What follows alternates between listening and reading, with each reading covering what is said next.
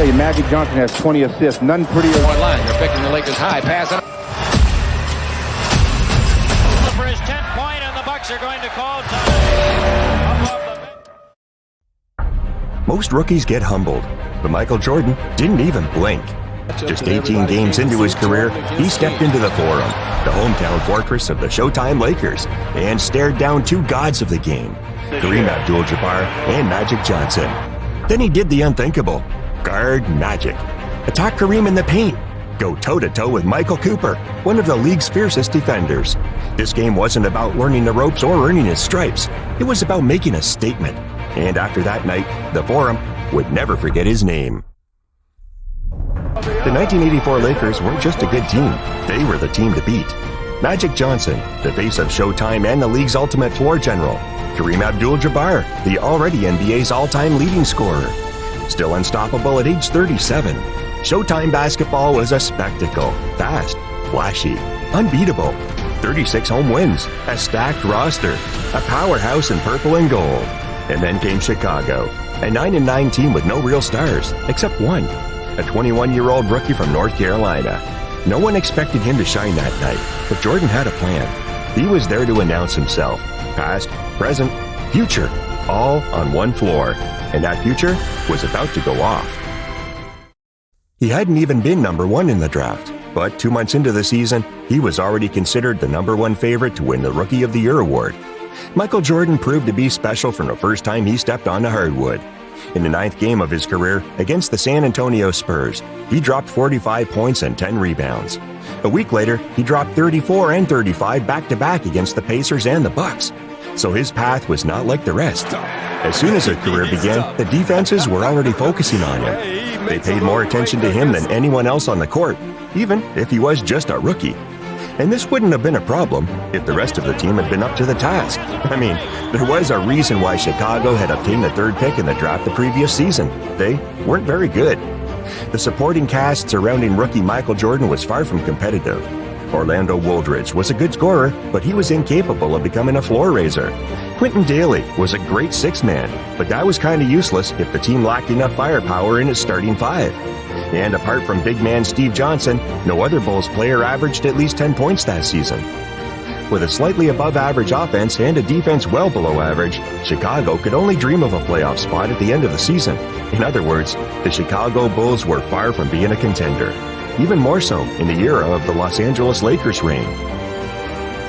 Because the Showtime Lakers were the team to beat. They were the best. Not only had they won 2 rings in the last 4 seasons, but they had done so in an unquestionable fashion. Their unique philosophy based on creativity and magic enchanted the fans every night at the Forum.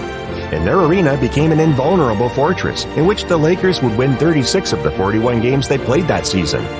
Led by Magic Johnson, the director who orchestrated the offense of a legendary team, and Kareem Abdul-Jabbar, who still continued to wreak havoc on all the big men who stood in his way, the Lakers were incredibly good.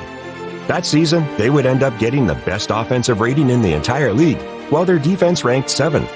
Not only that, but they would end up with a record of 62 wins and only 20 losses. But although they didn't know it, there was a regular season game against the Chicago Bulls that would be much more important than they thought. December 2nd, 1984. The Bulls were already in Inglewood, California, where they played the mighty Lakers. Their 9-9 record was quite different from the 12-6 of the purple and gold, and the bookmakers knew perfectly well who was the clear favorite to take the win. But Michael Jordan, he took to the court with a desire to prove himself. It was time to show off against 2 of the greatest legends in NBA history. This wasn't just a game. It was also a meeting of eras. The past, the present, and future of basketball, all on one floor. Kareem, Magic, and now, this rookie from North Carolina.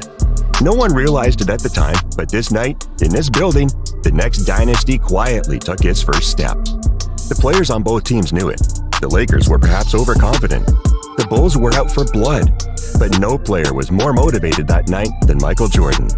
Kevin Loughery had given him an extremely difficult role, guarding Magic Johnson. But he played with intensity in every action. The same intensity he showed under the glass, in actions like this one, in which he manages an offensive rebound that he's then able to convert into 2 points. But moments later, Michael opened the scoring with a great basket that surprised the defense, driving hard from the right wing. Although he wasn't a playmaker yet, his vision of the game was starting to show.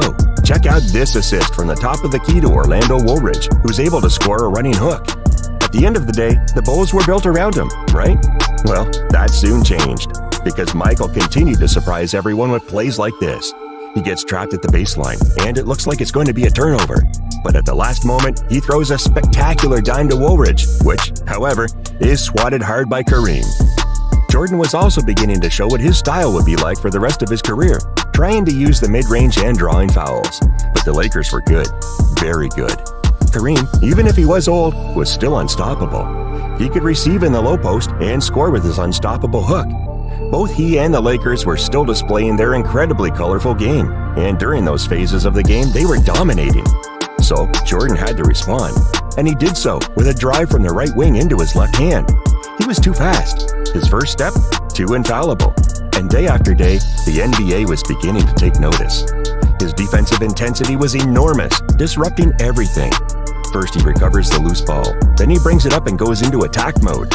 There comes a moment when he seems to have run out of options, but then he surprises with a pump fake that deceives the defense to find the space to shoot and score. Shortly after, MJ penetrates hard from the left corner and manages to draw the foul. It seems that the Lakers' defense couldn't stop him without using extreme physicality, as they wouldn't even let him receive the rock in the low post. What's more, on the other side of the court, Michael was also pushing hard. Like in this play, where he gets a great block on Michael Cooper just before halftime. After 24 minutes, the Lakers had dominated for most of the game. But at the end of the second quarter, the Bulls got a good run that allowed them to go just 3 points behind on the scoreboard. Jordan was having a very solid performance against a legendary team. But would it be enough to take the win? If you want to beat a team like that, being solid is never enough. Michael knew he needed more, so he worked hard to achieve it in the second half. He did everything possible off the ball to get open, and when he did, the Lakers were practically obliged to foul him. Just afterwards, he draws multiple defenders when receiving the ball. After a great pump fake, he makes a great pass to Dave Greenwood, who nevertheless misses the shot. It wasn't just the athleticism, it was how calculated he was. Even as a rookie, Jordan didn't take dumb shots. His footwork was precise, his pump fake surgical. He wasn't just trying to score, he was solving the game in real time. But Jordan was also realizing that if he wanted to achieve something, he would have to make it happen himself. So on the next play, he receives about 15 feet away to knock down the jumper in Cooper's face. His confidence was admirable. Jordan and Magic continued to fight each other in every action. Mike wanted this game to serve as a message. He had arrived. But not just against Magic. He was also showing his active hands against Kareem. His fighting spirit was demonstrated in every action. In this play, he takes the offensive rebound from among the crowd of big players and then scores a basket of a good degree of difficulty. And of course, he was still giving Cooper nightmares. Driving, getting to his spot, and then knocking down the jumper with incredible ease. Jordan also loved finding his spot off the ball. In this play, he goes behind the screen and then drains the midi on a catch and shoot, a very important clutch basket that puts the Bulls one up with very little time left on the clock. Without a doubt, the most important basket of his short NBA career up to that point.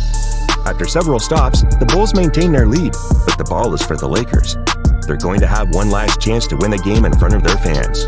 But then, Magic misses from the mid-range.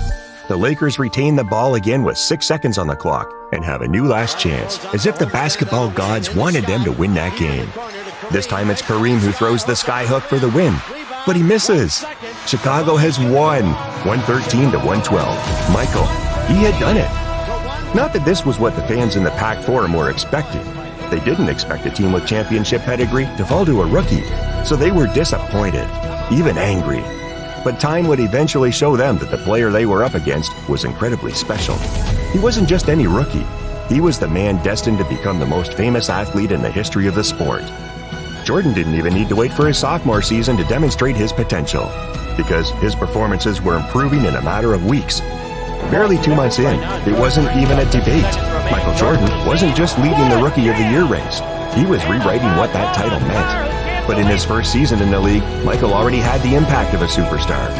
With averages of 28.2 points, 6.5 rebounds, and 5.9 assists per night, with an incredible 52% from the field, Michael finished 6th in the MVP race. He was the rookie with the highest scoring average since Kareem, his opponent for the Lakers that night, who achieved a higher record in 1970. And not only that, Michael, despite being a rookie, was so popular that he was selected to play in the All-Star game just a few months in pro basketball. Meanwhile, the Showtime Lakers achieved their goal that season. They managed to beat the Boston Celtics in the NBA Finals to be crowned champions for the third time in the Magic era. They were still the best team, the most dominant, the most attractive. A group of players who only lost 5 games at home that season. But one of those losses came at the hands of someone different.